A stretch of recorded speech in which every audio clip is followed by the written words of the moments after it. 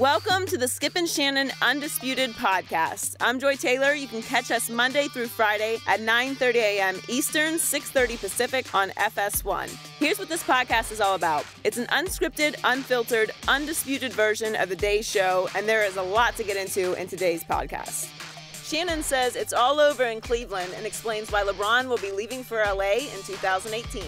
Skip calls out Cavs owner Dan Gilbert as he believes former general manager David Griffin deserved to keep his job. We officially welcome in 13-time Pro Bowler Ray Lewis to the FS1 family, and Ray justifies Aaron Donald and J.J. Watt being ranked atop the Pro Football Focus rankings. Our hoops expert and Fox NBA analyst Chris Broussard checks in to explain the future of the Cavs front office. Plus, Mr. No Way, No How, Rob Parker breaks down why he would take Aaron Rodgers over Tom Brady. Finally, Skip and Shannon react to the news that Tiger Woods is receiving professional help to manage his medications in lieu of his arrest last month. Wearing all black today, Skip? We're on our way to LeBron's basketball funeral in Cleveland. Oh, so that's what it is. We're doing. Yeah, now we got it. Yeah, it's my Morticia Adams look today. Okay. Ooh, I like that, actually. Okay. Ooh, you know that show. How do you know that show? Yeah, how did you know that show? Seriously. Kind of my spirit animals, you know. Yeah. It's all that hate. Yeah. I'm winning that lottery. I'm going to get you some By the surgery, way, Joy. the NBA Finals have been on for what, like more than a week now? And LeBron still dominates the news every day. I've never seen any athlete in the history of sports dominate the news cycle in the offseason the way LeBron does. Because he the man. Yeah, He the man. Well, let's get it started with some big news in Cleveland. The Cavs and general manager David Griffin have mutually decided to part ways. He was the GM for the last 3 seasons, including the Cavs' first ever championship. ESPN reported that LeBron was not consulted in the decision, and Bleacher Report added that LeBron is disappointed and concerned about how it will impact the Cavs moving forward.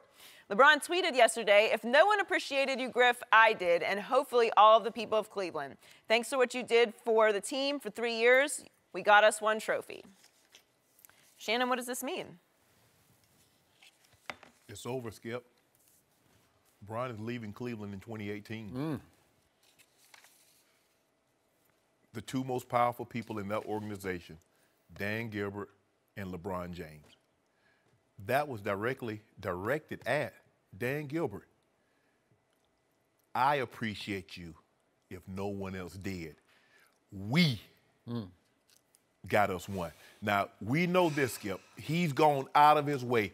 He has never addressed, since in his return in 3 years, he's never addressed his owner by name. He only refers to him as the owner.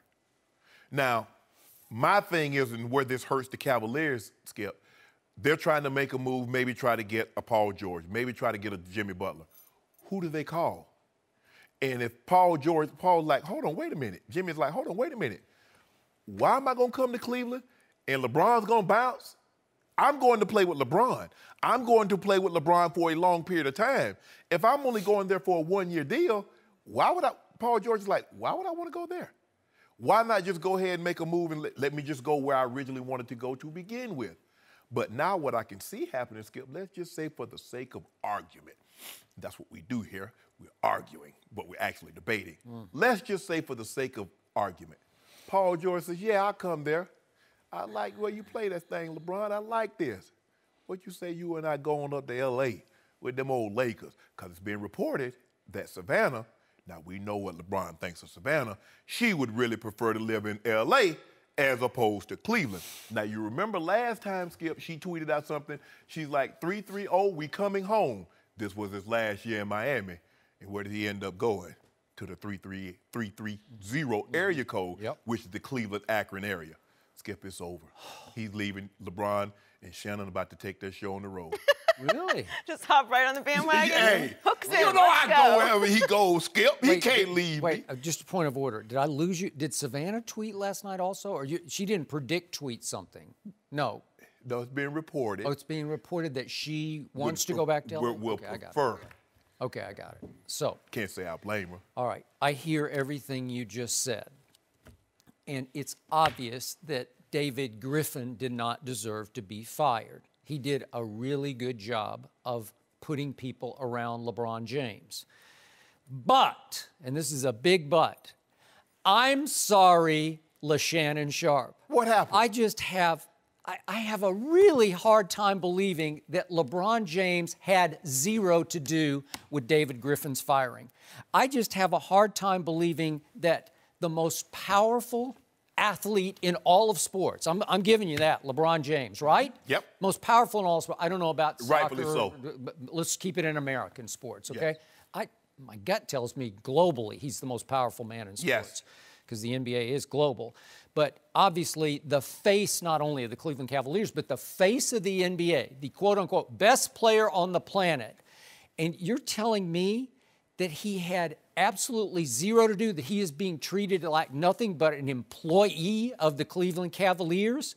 He was completely in the dark, that he found out just as we all found out off the announcement yesterday, oh, David Griffin's being fired. I had no idea, say sources close to LeBron. And what happened the last time he was treated like all the other employees? Skip, tell everybody what happened. Joy, what happened?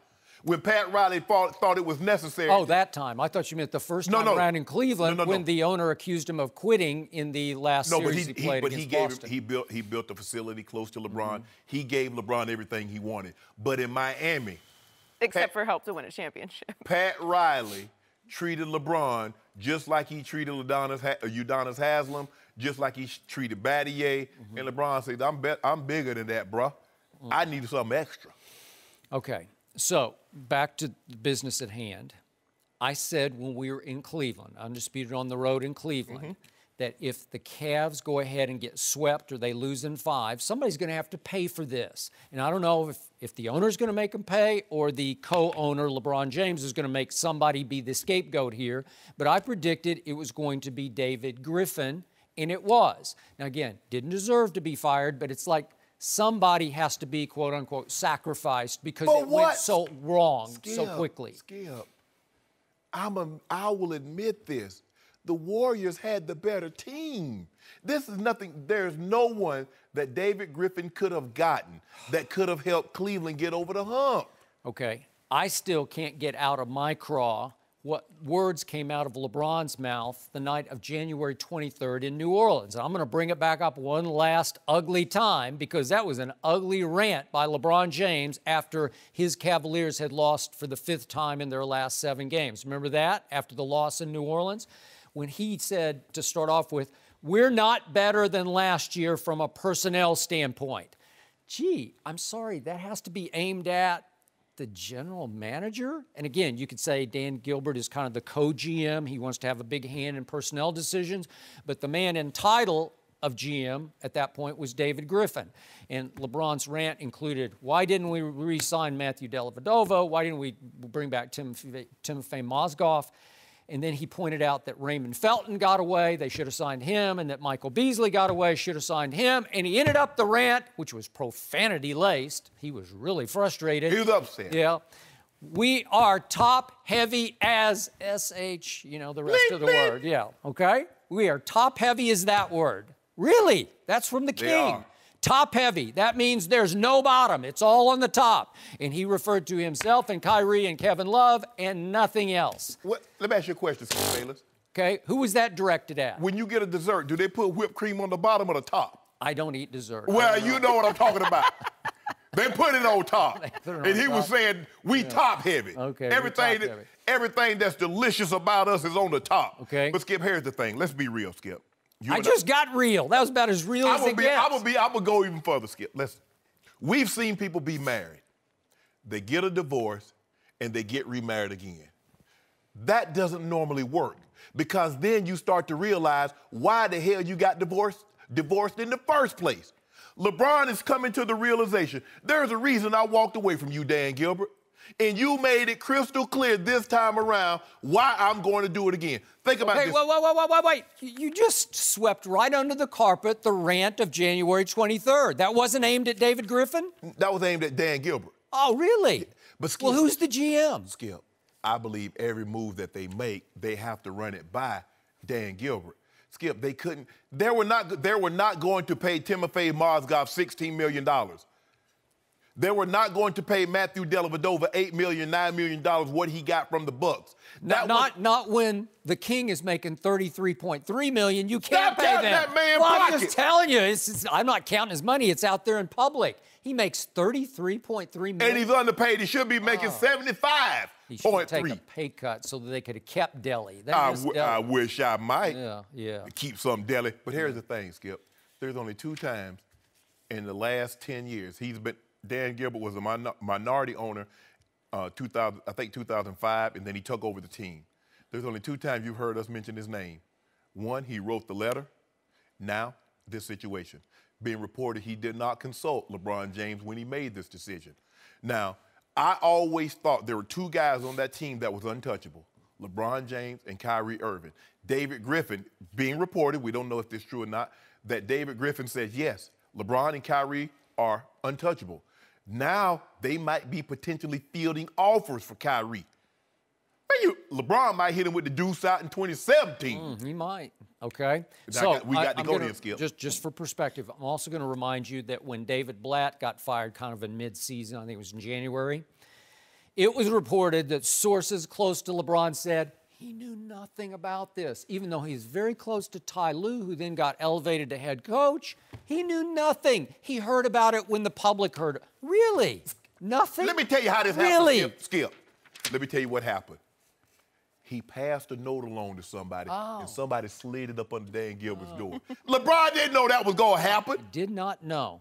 Okay, so let's do and by the way, LeBron didn't reverse field, and he did then campaign for David Griffin to get an extension, which I found sort of disingenuous because you blasted him, then you said he did not blast him, Skip. He blasted him out of the water.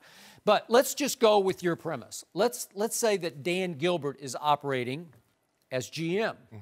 Unofficially, not even co-GM, that he's just running the basketball operation.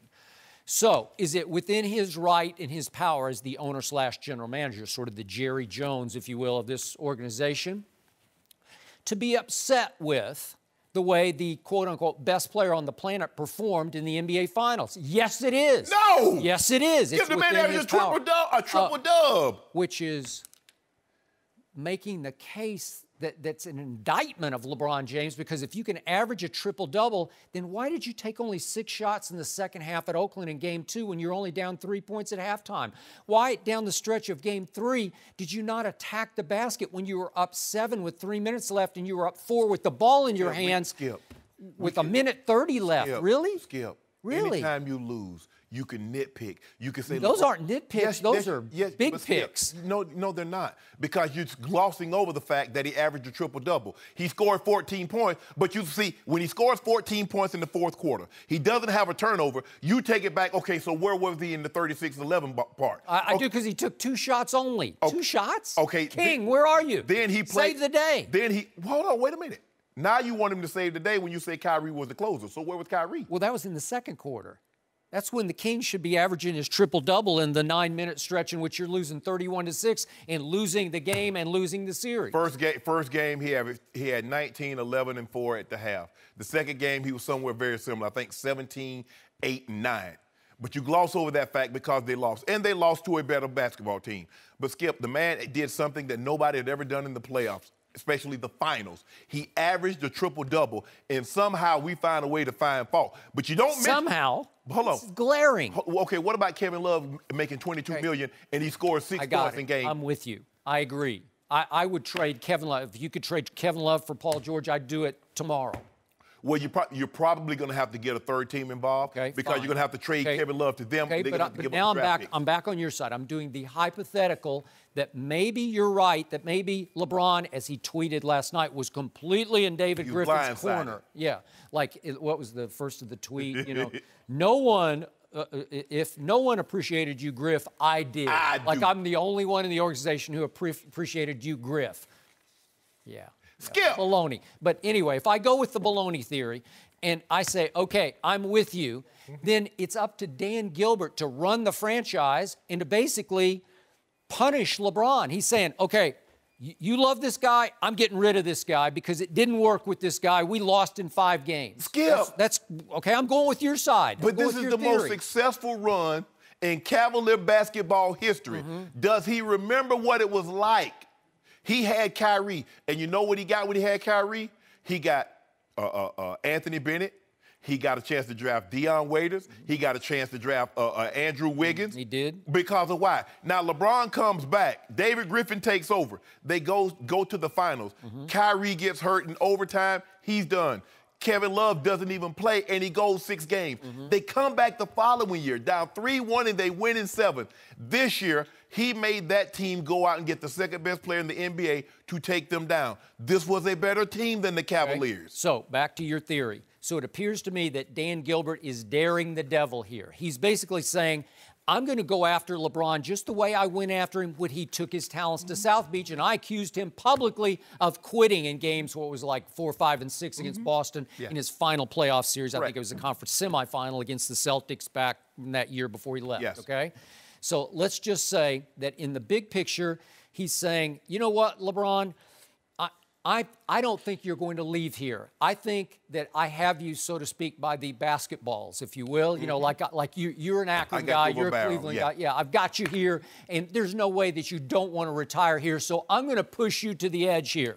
I'm going to push you so hard, I'm going to fire your guy, and I'm going to go get somebody else. And I don't know whose guy Chauncey Billups might be. He's obviously rumored to be in contention for this job. He did ads for Dan Gilbert's Quicken Loans in Detroit. Remember, Dan's from Detroit.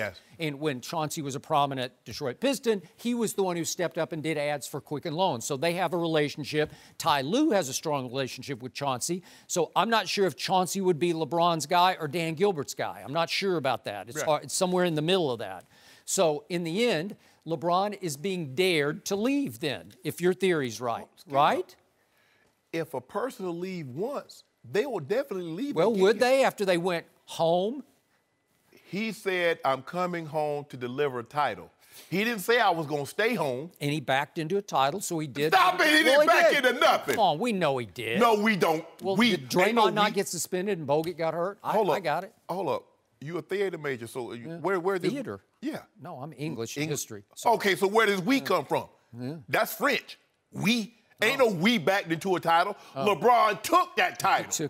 Kicked the door in. All right, so now a big door swings open in Los Angeles, and it's not the Laker door, it's the Clipper door, because Jerry West officially announced yesterday as the new whatever advisor to the Clippers, right?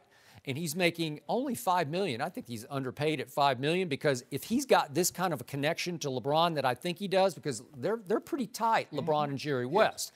LeBron calls Jerry the Godfather. He's obviously on the logo, and I was curious. LeBron should be on the logo. I had not heard this, but I read it in USA today that LeBron actually called Jerry West for advice before he took his talents to South Beach. So that's how close they are. That's how much LeBron admires and respects Jerry West, right? LeBron admires and respects the old guard that show him the respect and the deference that he should enjoy. A lot of these guys take pot shots at LeBron because LeBron has more power than they ever dreamed of having. Jerry has always been publicly, gushingly in LeBron's corner in everything that ever happens. He supports LeBron James. So I'm sure LeBron will be comfortable playing in Jerry's new home, right, with the Clippers. We're going to look here. Just go ahead and get Paul George, Kyrie, Paul George, Bron.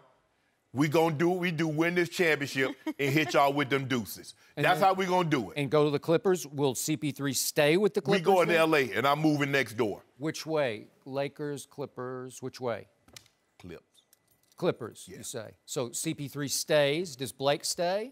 No, Blake gotta go. Blake gotta go. Blake gotta go. Wow. So it's just DeAndre, CP3, and LeBron, and then maybe a banana boat trio. Nah, we don't need the banana. Skip, look, LeBron loves those guys. He really does. I mean, he thinks the world of D-Wade. But, Skip, they can't stay healthy.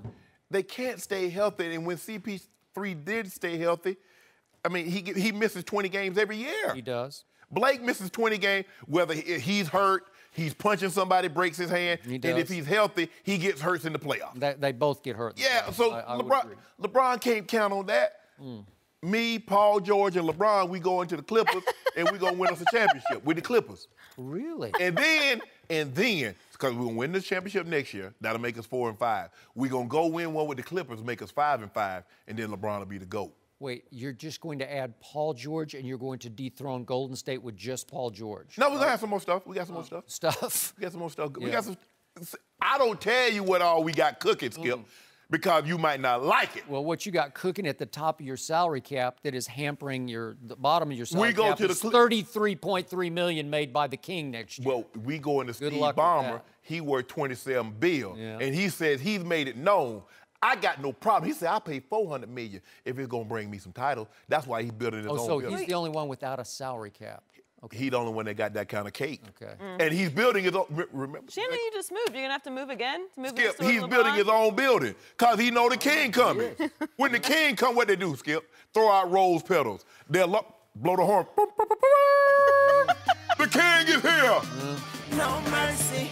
Before we move into the next topic, I want to bring in Skip and Shannon to tell you about a great offer for our listeners from Saks Underwear Company. Thanks, Joy. Skip and I wanted to tell you about Saks Underwear Company. That's right, Shannon. Guys, we get it. Shopping for new underwear doesn't seem like a top priority, but it should be. And here's why. The right pair of underwear can make a huge difference, and that's Saks Underwear. They'll improve how you go about your day, even how you work out. So supportive, so comfortable, and they look good, too. Saks has everything you didn't know you needed in a pair of underwear until you try them. Take it from Shannon, a Pro Football Hall of Famer. Shannon, how important is comfort when you're working out? Comfort is very important when you work out. You don't want something too snug. You don't want something too loose. You want something that will absorb the moisture, but you feel comfortable in it. And the more comfortable you are when you work out, I believe the longer you will work out. And that's the most important thing. So I am glad I got an opportunity to try Saks Underwear Company, and they're working great for me. That's right. No matter what you're doing, Saks Underwear has you covered. Saks was created by an athlete, a former baseball catcher. So this product is designed to make you more comfortable. We want you to try Saks Underwear with our special limited time deal. Go to the URL, saksunderwear.com/undisputed, and you'll get 20% off your first purchase. Pick up some Saks Underwear. You will feel the difference. Go to saxxunderwear.com/undisputed. That's Saks with 2 X's. Remember, for 20% off your first purchase, go to saxunderwear.com/undisputed. Thanks, guys. That's saxunderwear.com/undisputed for 20% off your first purchase. That's Saks with 2 X's. One more time, that's saxunderwear.com/undisputed.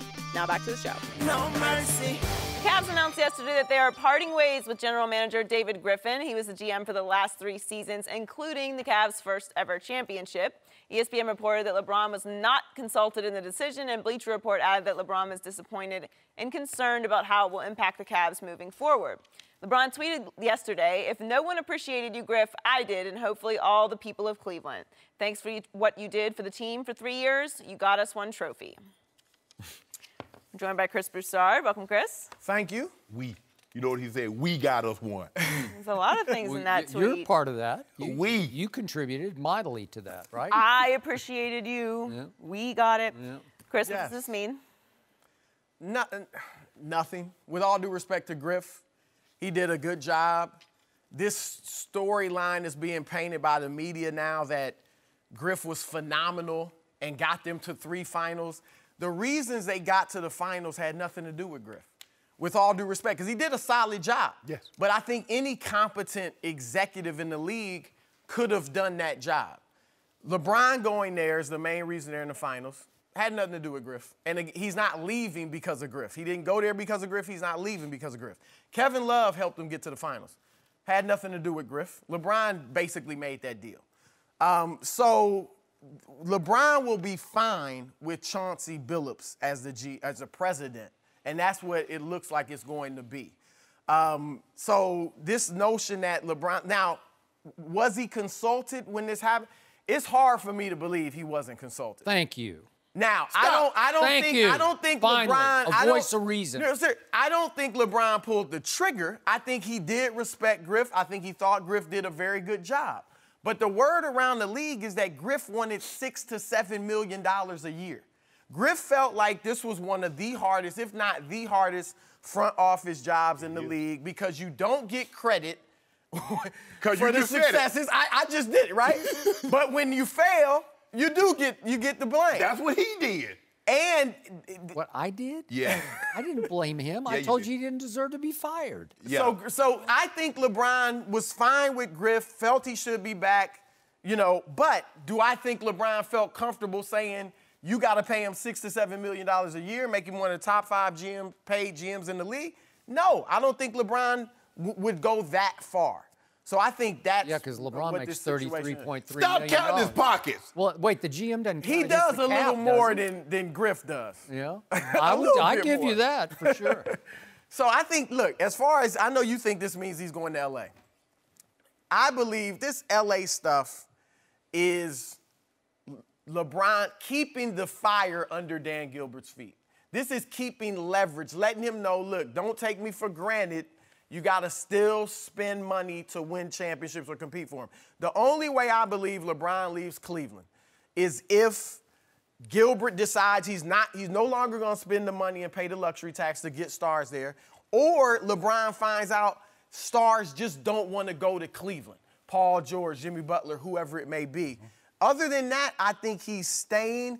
Think about it. When LeBron left Cleveland to go to Miami, when he left Miami to go to Cleveland, there wasn't a peep about it a year before, months before, even not weeks a week before. No. Exactly. So their group is tight knit. They don't let all this people around the league think people around the league have no idea what LeBron and his guys are thinking about.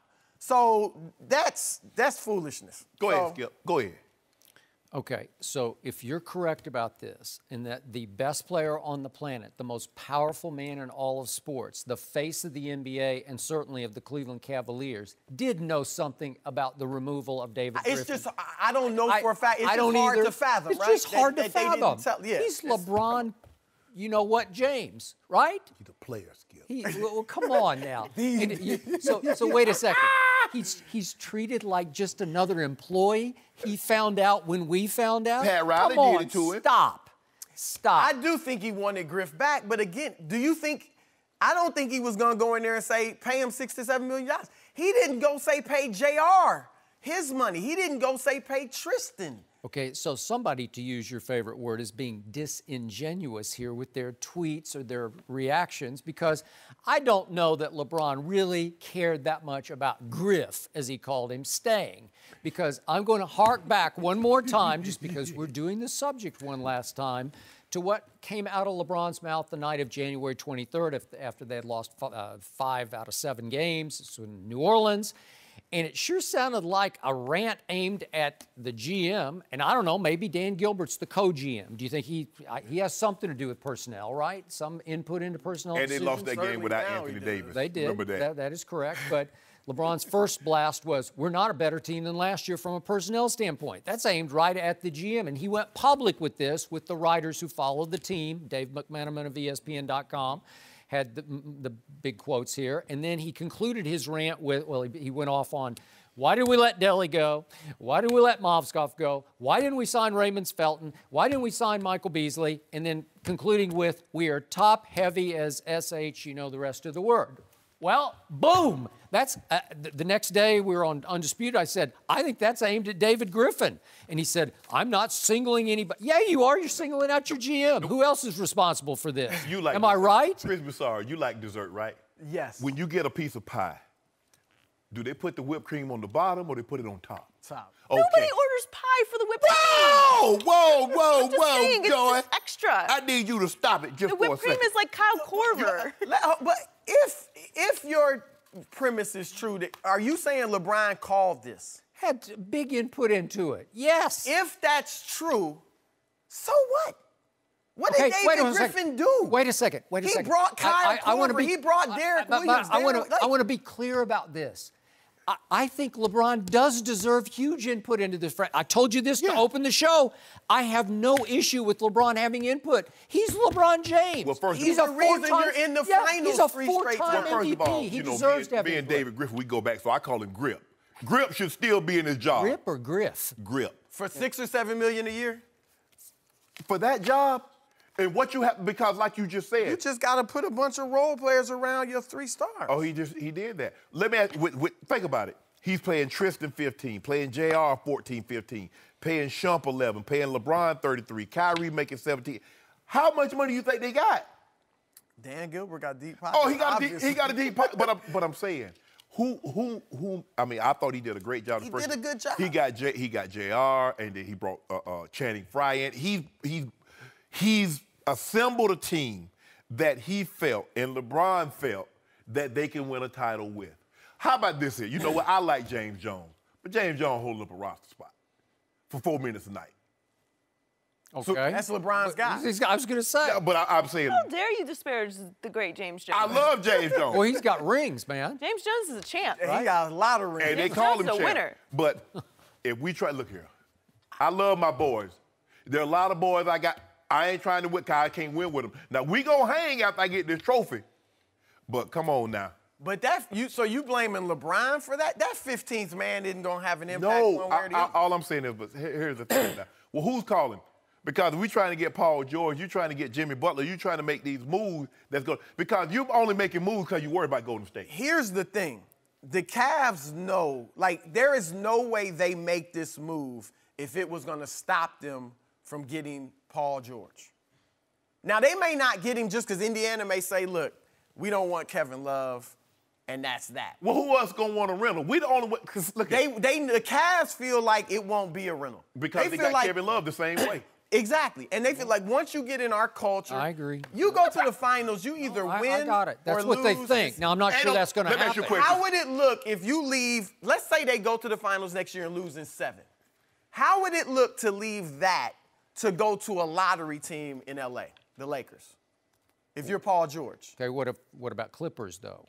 Clippers is another story. They're not the beating- problem with that is that Blake Griffin, I believe he'd have to be the piece because there's not much else on their roster. He has to agree to go to Indiana, which I don't think he's The only way you can slay that dragon out there in the West that's Golden State, you need Braun. You can't do it by yourself. In a rental, Cleveland Cavaliers, let me ask you a question. We've all rented a car. You don't go rent a car from one of these agencies, Avis Budget, put rims on it, put a new stereo, tint the windows, because guess what, Skip?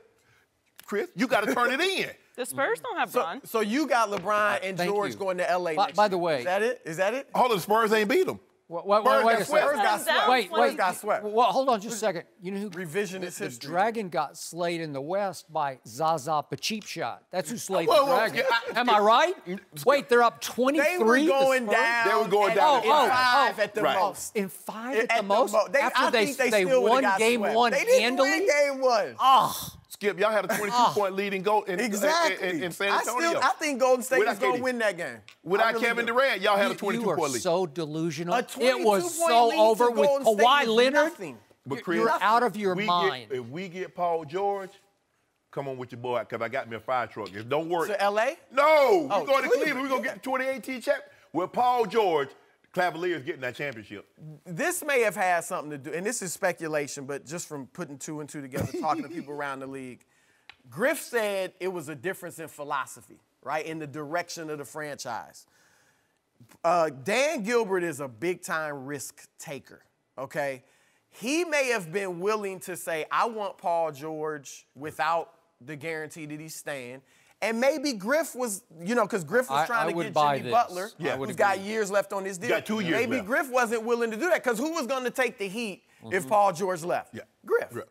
Paul So George, maybe that Paul has George something to has do with 2 years plus a player's option. Paul George is just Butler. Jimmy Jimmy Butler. Butler, excuse me. Yeah. Paul George only has this 1 year with a player option. Well, we know he's opting out of that player option. So you got 2 years of Jimmy, and you possibly have 1 year of Paul George. Right. But with Paul George, Skip, and LeBron and Kyrie and Double T and JR possibly coming off the bench, you already know. Is your backup point guard Chauncey Billups? I don't care who it is. I can Or play is he point. going to be the president? I What can is he play gonna be? backup point guard. president. Okay, so bottom line. So he got to get Chauncey up big ball. Billups is close with Ty Lue. We know that for Best a long friends. time. Best Best friends. friends. And Close with Dan Gilbert, too. because They he have a did business the relationship. loans, the Quicken Loans ads for him when he was a Detroit Piston, and Dan is from Detroit. We know that.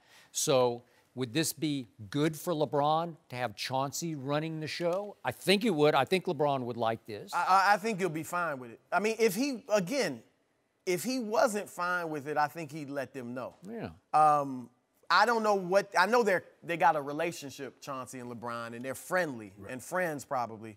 I don't think they're as close as he is with Chauncey and Ty Lue. No, I got it. So here's bottom line. I think I'm with you on this final point. I don't believe LeBron is going anywhere. I think he's going to retire a Cleveland Cavalier, and I think his owner knows he is going to retire a Cavalier, so he can dare the devil a little bit. He can risk take more with LeBron because he thinks he has him in the fold. Dan Gilbert, can I get a loan I can't pay back? I mean, see, the loans, everybody talk about he loans, he in business. I need to get a loan I can't pay back.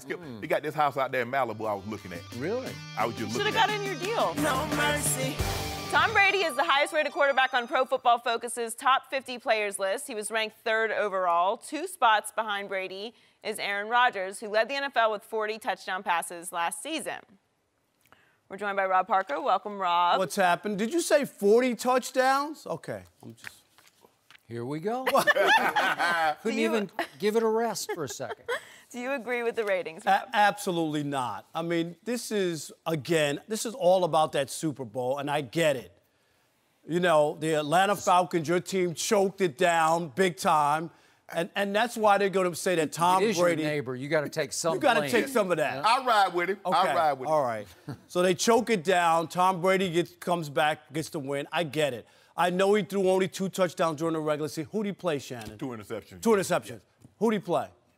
Nobody. Go look at played a whole bunch of NFL teams. Go look at all the bad quarterbacks and teams that they played. They didn't play anybody. Aaron Rodgers last year put together a biblical season. It was that biblical. Biblical? It was as in the plague, the flood, the famine, the locusts coming. It was unbelievable. He was feeding people with nothing. Oh, okay. It was that big. And you know it. So what was it, Skip? The 2 loaves of bread and the fish? Water and the wine. One loaf. Yeah. Water and the wine, right. See, I'm drinking some of it right now. Yeah. You just turned that into wine. He just waved his hand. There it was.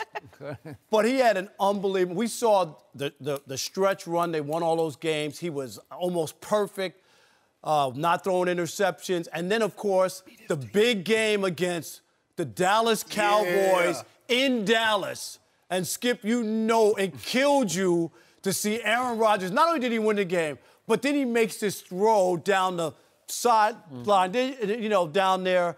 Yeah, down there, yeah. Look at this. Look at that. Wide open? Beautiful. That wasn't and that was the one that killed him. Here we go. That was the bootleg. Yeah. Show There we go. There we go. Do it. There we go. Look at this. Wait, watch the pitch. Unbelievable. Oh, unbelievable. I shouldn't turn. Wait, he's uncovered on the sideline. No, Why did anybody cover him? He made that play with his feet. I could have made that play. He made that guy open. Am I right, Shannon? Yep. It was his maneuvering that made that tight end available to make that catch. And anyway, this is all about Tom Brady in the Super Bowl. If Tom Brady would have lost the Super Bowl, there's no way he would be listed ahead of Aaron Rodgers. Aaron Rodgers is the best quarterback in the NFL today, yesterday, tomorrow. And never. 5 years from now. Go ahead, Skip. You go. Pile on. No, go ahead. Be my guest. Skip, these are the 2 best quarterbacks in the league. I have no problem with Tom Brady being number 1, and let me tell you why. Yeah, he threw all the touchdowns with 2 interceptions. Yes, he played phenomenal in the playoffs. But, Skip, they also factoring in he's going to get Rob Gronkowski back, who missed 8 games, including the playoffs and Super Bowl, and he has his first legitimate deep threat since Randy Moss. We know what he did in those years he had Randy Moss. So when you factor that in, and now they got a bunch of James White. They go out and sign Gillisley to an offer sheet. Buffalo doesn't match. They sign Rex Burkhead. They bring him in. They're going to be even more. They trade for Dwayne Allen. When you factor what Brady has been over the last 4 years, you factor in what he's been last year, and you add the additions that you factor in the additions that he got, it's hard. Now, I got no problem with it if you put Aaron Rodgers, but Aaron Rodgers didn't get anybody that you're going to say, well, you know what? Okay, he got Martellus Bennett. I like Bennett. He can do it all. He can catch. He can block. He run. For a guy his size, he moves very well. But when you factor in Rob Gronkowski coming back now, hey, starting to go into that back an awful lot, Skip. He's starting to have back surgery. Injuries are starting to mount up. He's starting to miss more time. But with Brandon Cooks, who can spread the field with that speed, I got no problem with Tom Brady. I mean, you are. Did you watch the first 3 quarters of the Super Bowl? Yeah, but unfortunately, they played 4 quarters. No, but I'm just saying, but Tom Brady looked more like the 39, 40-year-old quarterback coming into the season. You know you lose it overnight. It's not a gradual thing. I know. It just happens. One day you can't make that throw. I will give you this. this. So did he lose it and then he got it back in the fourth quarter? Yeah, they were. No, the Falcons gave it back to him. I will concede this. The most physically gifted thrower of the football that I've seen with my own eyes, and I've played this game for a number of years and I've covered it for a number of years. The most physically gifted thrower of the football is Aaron Rodgers. There's not a throw he can't make. He can change arm angles. He's equally adept at throwing the football rolling left or rolling right. He can throw from the pocket, and he got legs. But Tom Brady being number one, I can't dispute that. Aaron Rodgers is the Messiah. Speaking of biblical, as usual, Rob Parker has topped himself in blasphemy against the great Tom Brady. Let me count the ways. And I'm not talking about projecting Tom Brady to what he has acquired to be greater next year. I don't care about next year. I care about recent history.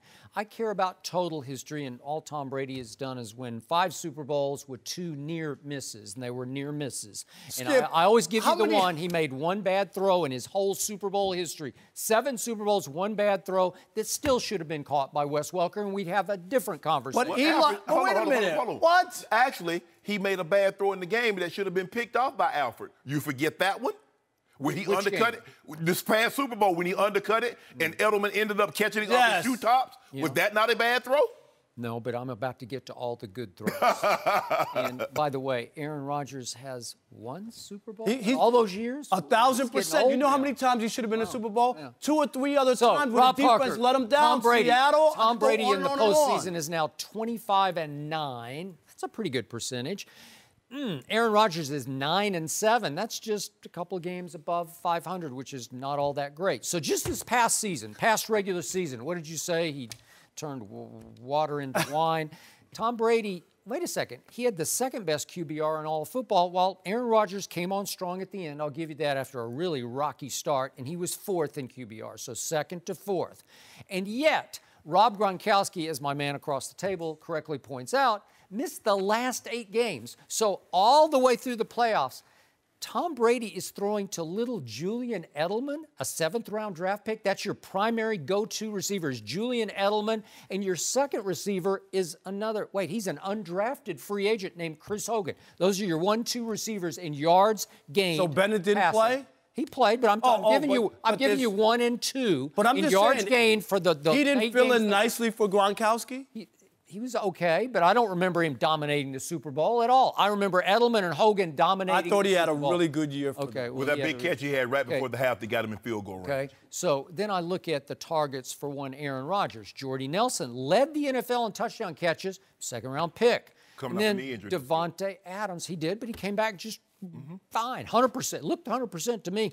Devontae Adams, a 2nd-round pick, was 2nd-best receiver on the team. Randall Cobb, another 2nd-round pick, was 3rd-best on the team. So your top 3 receivers are all 2nd-round picks. And you got a 7th-rounder and an undrafted free agent over here? Wow. And James White was your 3rd-best receiver, and he was a 4th-round pick. So Brady is making nothing. He's turning water into wine, right? That's what he's doing. Well, you know why? Because he has the recipe of recipe. How do you do it when you look at here we go. What do you call Tom Brady? The luckiest of all time, right? He's the low. So let's just quickly look at the last 2 Super Bowls that he has won. 4th quarter against Seattle, the Legion of Boom or Doom. 13 of 15 with Tom Brady for 124 yards and 2 touchdowns just in the 4th quarter, and they won the 4th quarter 14-0. Then this past Super Bowl, let's do 4th quarter and overtime. Tom Brady, 21 or 27 for 246 and a touchdown, no interceptions, and they won the 4th quarter and overtime 25-0. So think about this. Tom Brady, in his last 2 4th quarter / overtimes of the 2 Super Bowls that he won, his team has won the game 39-0. Over that span. 39-0? Are you ready? That's greatest of all time. It's game over. I'm going to give you the trump card. He's so great that Eli Manning is 2-0 against Tom Brady. Yeah. No mercy. joined now by two-time Super Bowl champion and 13-time Pro Bowler, Ray Lewis. Welcome back to Undisputed. How you doing? Good to see you. Back, and we want to officially welcome the great Ray Lewis as a member of the Fox Sports 1 family. He will be with us each and every week of the upcoming NFL season right here on Undisputed. And we all know he was the reason that the Ravens beat the Giants in that Super Bowl, as opposed to what this guy across from me tries to contend. I did the heavy lifting. I got him there. You got him there? I mean, you want me to bake the cake and eat the cake? Wait, did he get you there? He got me there. He got me He look at my homeboy look like a Baptist minister up here. You see it? I go to his church, Skip. I treat it like a ball game. I do the wave. They pass the plate around. Yeah, go through. Go put some of that, Joy. You go to his church, Skip? I do not, but I would. If he told me to, I would go. You know, he one of them guys. Let me tell you, Ray good. He good with these words. He will tell the congregation, don't put change in the pan. God don't like noise. Ray, I know you. We're happy to have you. Well, you're already in the family, but welcome to the Absolutely. So let's talk about what you know best. That's defense. Pro Football Focus came out with their top 50 players list, and the two top players are both defensive linemen. Rams defensive tackle Aaron Donald was rated the best player in the NFL, followed by J.J. Watt. Tom Brady was third. Third. You're an offensive player. Third. Ray, do you agree with two defensive players being at the top? Look, I can be a little biased, right? Because I've always argued, should defensive players be rated higher? But when you think about, so the most important player on the offensive side of the ball is obviously the quarterback, right? But the most important player on the defense side of the ball is the closest player to the quarterback, right? So a lot of people don't think about that. I watched this from a personal experience. What am I talking about? I played behind one of the most dominant D tackles in all of football, which is Warren Sapp. I played behind him at the University of Miami, and I've never saw dominance like that. And I'm looking from behind, and I'm like, what the? But when I started to see what his dominance was, I started to understand that, wow, he actually makes my job easier. Like, when he goes, it's a whole nother conversation. I got into the league, our first Super Bowl. The most dominant piece on our defense was Sam Adams. When Sam Adams was ready to play football, I don't care who it was. He was unblockable. So you ask yourself, you watch Aaron Donald, you watch J.J. Watt. Now, let me just be very upfront. J.J. Watt, 3 games last year, coming back, I don't know if I put him, that guy. You cannot put that guy out there. But now we're in a different world, right? Because it's a world of popularity now. It's a world of social media. That's who's crowning people now. But you talk about Aaron Donald. You talk about what this kid has done, his body of work since he came into this National Football League. When you talk about pure dominance from a linebacker standpoint, what it looks like, this is why this piece is so crucial. The reason why I'm really excited that somebody sat down and watched enough film to see what that dominance looks like, because that's what most championships are really won, in the trenches, with how dominant this guy really is. J.J. Watt, healthy, he's one of the most unblockable people ever. Why? Most D linemen, every time they get ready to face linemen, we do one-on-one drills in practice all the time. The first, there's no way he can block me. So these guys are taking a personal thing when they go to the field and they say, if you watch me enough, if you watch J.J. Watt enough, you say, man, how in the hell?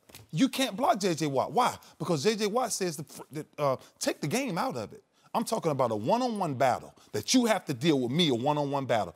Most D linemen is going to be quicker than offensive linemen. Some of them are either stronger than offensive linemen. And that's where I think the gems are found when you find the Aaron Donalds who has a motor like that, and when you find a J.J. Watt. Like I said, I don't put J.J. Watt on this list after missing all of last year pretty much. But I do look at Aaron Donald and do respect that they are respecting defensive players from that perspective. You said the exact same thing. I co-signed everything you said. I played in the era. John Randall came in the league with me. He was an undrafted free agent. Skip, he was so small that he put weights in his pockets just so he could make weight. They wanted him at 240. He was like 225, 230. So he had to get up. And then I played against Sapp. Aaron Donald is a combination of Warren Sapp and Johnny Randall. That's good. I got on the phone. I was talking to Sapp this morning. I heard you. He said, Sharpe, that Aaron Donald's for real. He will. He said he's light years ahead of every other DT in professional football. See, I look at J.J. Watt as a defensive tackle also because he plays a 5 technique, which is a 3-4 defense. He's not the end. The outside linebacker is really the true end. J.J. Watt really is a D lineman because even when they go to the 4-man front, He's playing the 3 technique. Yep. That withstanding, Aaron Donald, no problem with what he's done. You look at the way he gets after but he plays it all. Yeah. He gets after the quarterback. He stops the run. He's unbelievable. The only problem that I have with J.J. Watt, now, if you take J.J.'s first 5 years, J.J. should be number 1. Yeah. 3-time Defensive Player of the Year, no question. He's the only player in NFL history since they started recording sacks to have 2 20-plus sack seasons in his first 5 seasons. But Skip, Ray, coming off of what he did last year, which he missed 3 games. And he missed all but, I think, 2 or 3 games. Second back surgery within 3 months. He shouldn't be this high. Right. You shouldn't base it on what he did 3-4 years ago. You're taking this year moving forward. Skip, I don't know how to grade him because I didn't see enough of him last year. Can he come back after that back surgery? Because we never know once they go into that back. What did Steve Kerr say?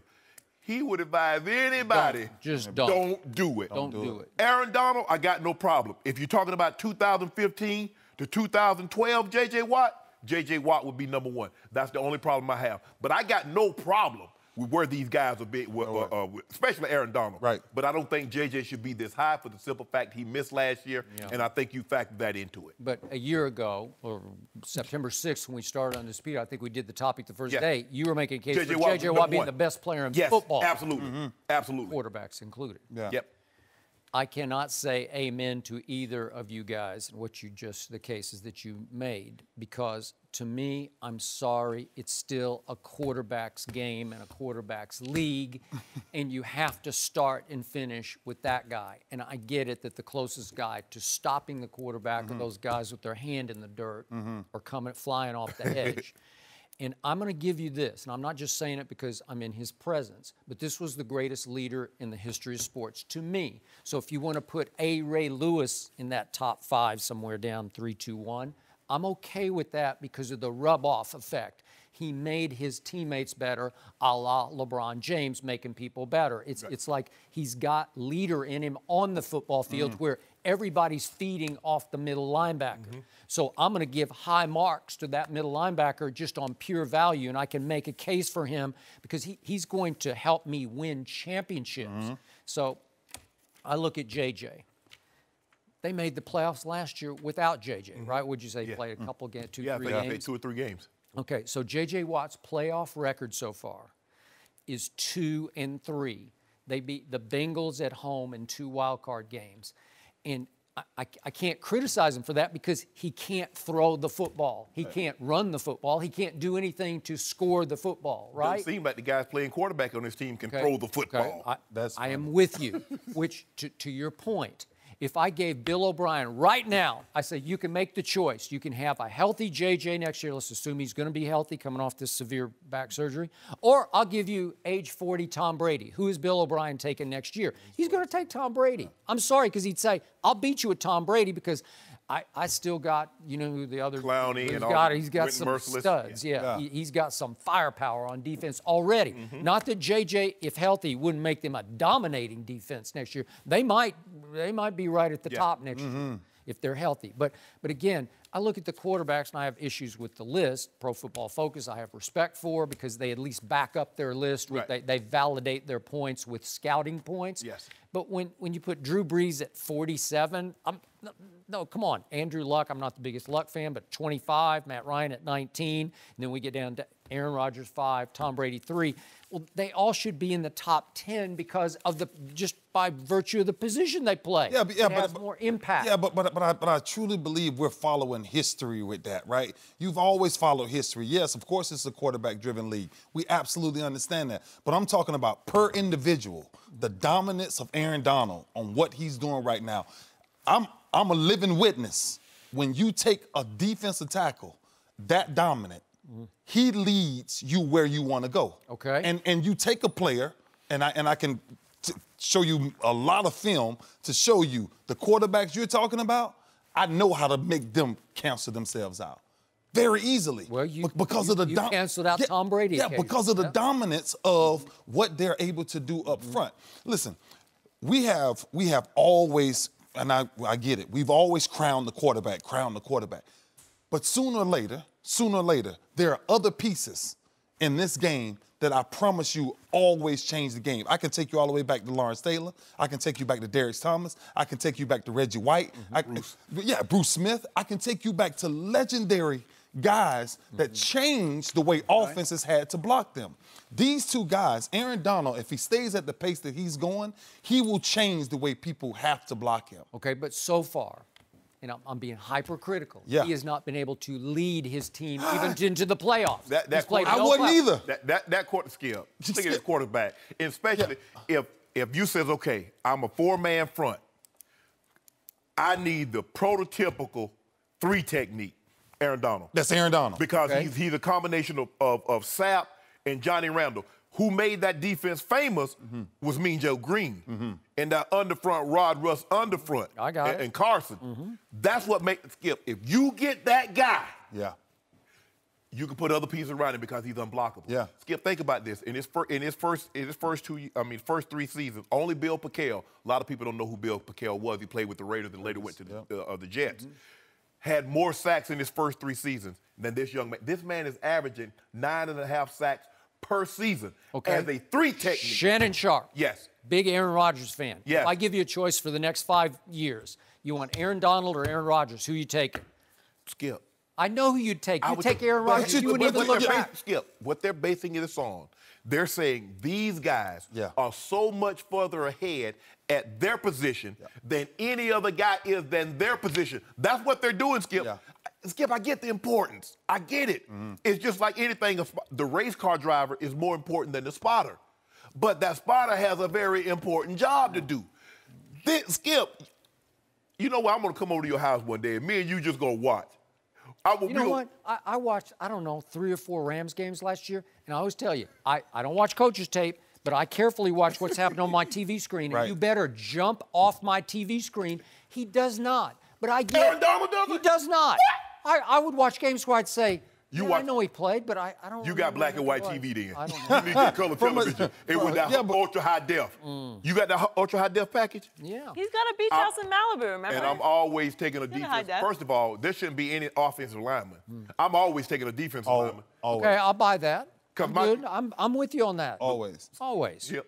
My college coach, Bill Davis, we were in a meeting. I used to go in the meeting. He's sending guys out, sending the coaches out to go recruiting. He says, I want you to bring me, don't recruit offensive linemen. And they ask him, why, coach? They said, why? He says, I want you to get me defensive linemen. He says, because if we get a defensive lineman and he can't play defense, we'll put him at offensive lineman. He said, if you bring me an offensive lineman and he can't play, all we got is a big-ass equipment, man. You can't put him nowhere else. Okay, I got it. You can't put him nowhere. In 2000, there was an aberration that happened. Your defense was so dominating, you canceled quarterbacks out. You made them secondary, we so heard to speak. You did, but you literally just you rose above the quarterback. I don't know. You were so dominating, and it started with him, and it finished with him. But the quarterback was devalued up against your defense because your defense was better than the quarterback. But that hasn't happened very often. Skip, the thing is, but you can't play defense like that. They knocked so many quarterbacks out. They knocked Rich Gannon out. They knocked Achilles Smith out. They were knocking. You can't attack the quarterback like. If you could attack the quarterback like that now, they can get him up out of there. Von Miller and Khalil Mack and those guys up in Seattle. Strategically, just physically, they also canceled out the quarterback without hurting the same quarterback position you're talking about. 2 years ago, Cam Newton walks into this football game, right? And you're saying Cam Newton, he's riding his wave. He's on that high. That guy. And that one guy, I told you, the most important player outside the quarterback is the closest one to the quarterback. And Von Miller made that a very bad day. All I'm telling you is, if you gave me the choice, and you keep saying this, you got to take Aaron Rodgers, you take the most dominant defensive player in the game, I'm taking the most dominant defensive player in the game every time. Let me tell you why. The guy that you're valuing, I can get to him. And if I can get to him with Aaron Donald, then it's going to favor me at the end of the day. You know what? In your heart of hearts, if I gave you a choice between Von Miller and Cam Newton for the next 5 years, I think you'd take Cam Newton. I don't know. I like Von Miller. No mercy. Tiger Woods announced yesterday he's receiving help after being arrested for driving under the influence of prescription medication last month. Tiger tweeted, I'm currently receiving professional help to manage my medications and the ways that I can deal with back pain and sleep disorder. I want to thank everyone for the amazing outpouring of support and understanding, especially the fans and the players on tour. Shannon, what's your reaction? I'm excited. I'm glad to hear. The first step is acknowledging you have a problem, Skip. He acknowledged that. The second step is seeking the help for that problem. He said he's doing that. Third, and probably most important, is to surround yourself and insulate your people that tell you what you need to know, not what you want to hear. This is about fixing Eldrick Wood, not Tiger.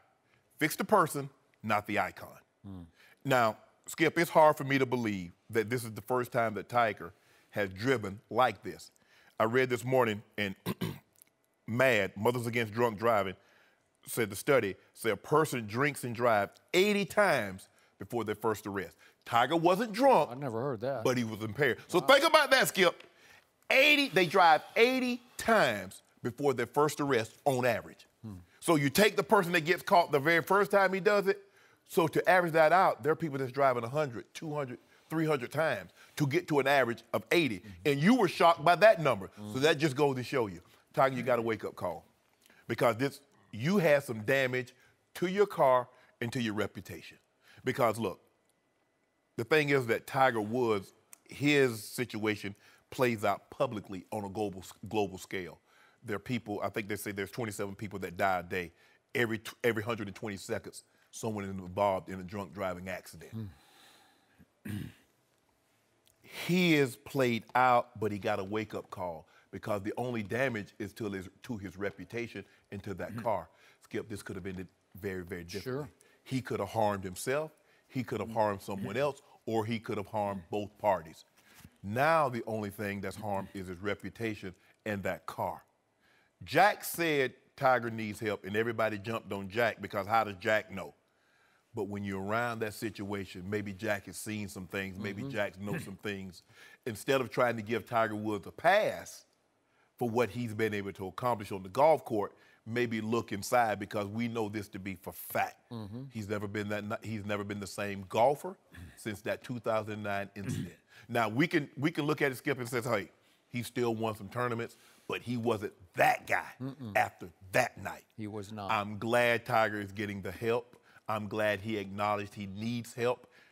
Fix the person, not the icon, and I believe Tiger can go on and live a regular life. We'll discuss golf at another date and time. Right now, this is about discussing the individual that needs help. He's seeking that help.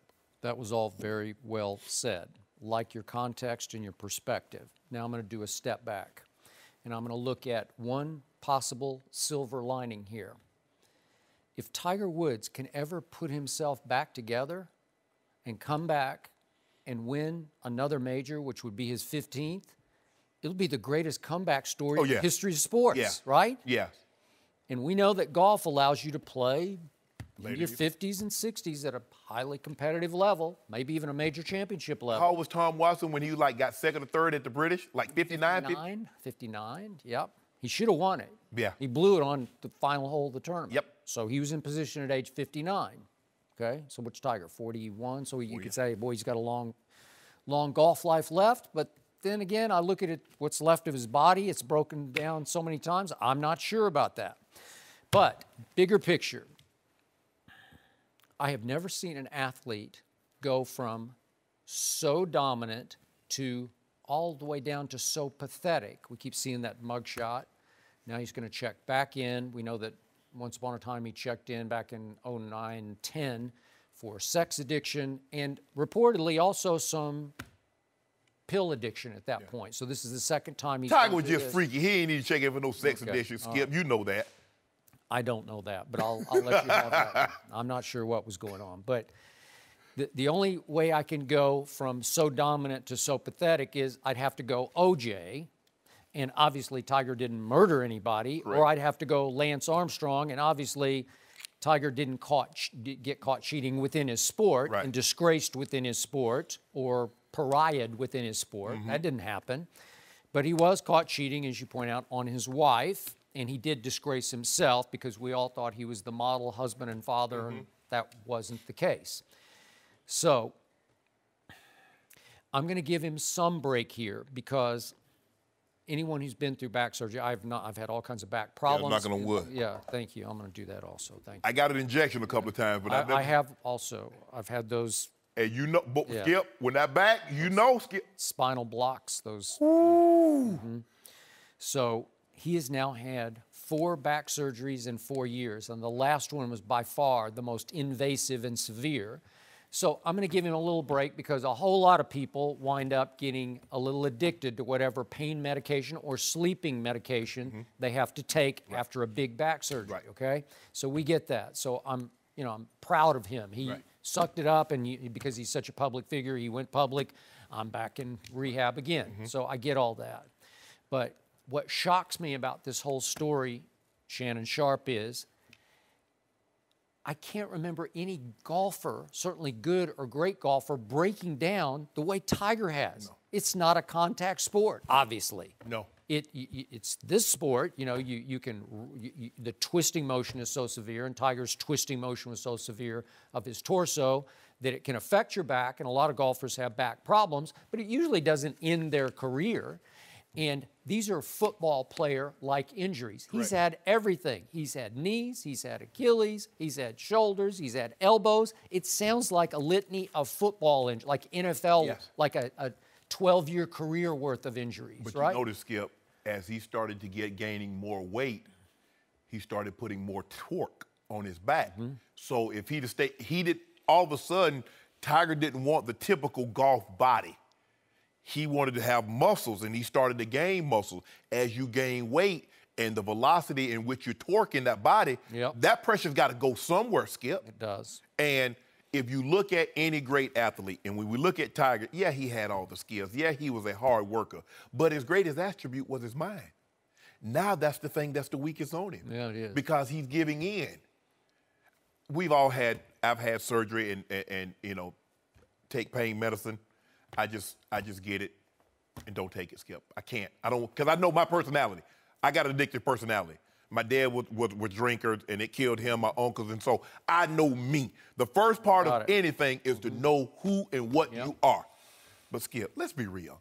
Have we ever in our life seen someone, forget who they were, catch so much flack for having adultery? Half of Hollywood's been married and divorced, and nobody says a word. I know, but Shannon, he was put on such a pedestal, in part by you're talking about Tiger? Yeah. In part by the Tiger Woods Foundation. He was elevated as the model husband. Can I ask you a serious question, Skip? If Tiger Woods' wife was African American, would this have been a story? Tell the truth. Okay, I'm going to say yes, but I'm just a white guy. That's just me from a distance as a white guy, because I do value that faithful bond. I value it too, but there's no way. It was because, and think about it. There was a black guy that just killed his wife, I think, 2 years ago. You didn't hear the story. But O.J., because his wife was, and it was a story. That's how it Skip. I'm going to be real with it. All I'm saying is what everybody else is thinking. This would not have. Who was the guy that killed his wife? I can't think. He was in Hollywood too. I'm gonna find. I'm gonna dig it up. Was he Tiger Woods? Was he O.J. Simpson? Transcendent, once in a lifetime, once in sports history icon?